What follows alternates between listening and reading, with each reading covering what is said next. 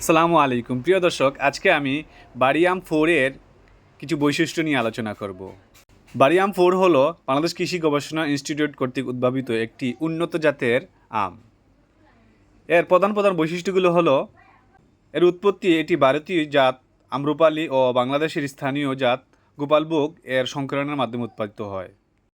এ আমের আকার ও আকৃতি মাঝারি আকারের, কিছুটা লম্বাটে আকৃতির। ওজন, প্রতি আমের ওজন সাধারণত 280 থেকে 350 গ্রাম হয়ে থাকে। এ আমের রং পাকলে হলুদাভ, মাঝে মাঝে হালকা লালচে আভা থাকে। স্বাদ ও ঘ্রাণ সুস্বাদু, সুগন্ধি এবং আঁশবিহীন। রোপণের সময় ফেব্রুয়ারি থেকে এপ্রিল মাসে চারা রোপণের উপযুক্ত সময়। একটি পরিপক্ক গাছে গাছপ্রতি গড়ে 80 থেকে 100 কেজি ফলন পাওয়া যায়। এ আমটি সাধারণত জুন মাসের মাঝামাঝি থেকে পাকা শুরু হয়। উচ্চ ফলনশীলতা ও বাজারের চাহিদা থাকার কারণে এটি কৃষকের জন্য অত্যন্ত লাভজনক।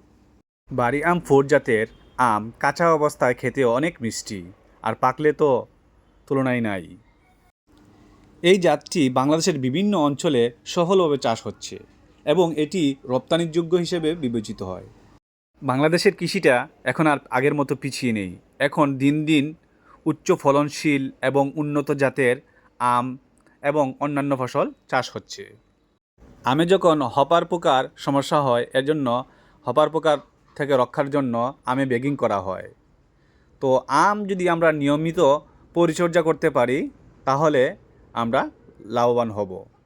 চাকরির পিছনে না ছুটে এভাবে বাণিজ্যিক বাগান করুন এবং নিজের কর্মসংস্থানের ব্যবস্থা করুন এবং অন্যদেরও কর্মসংস্থানের সুযোগ করে দিতে পারেন।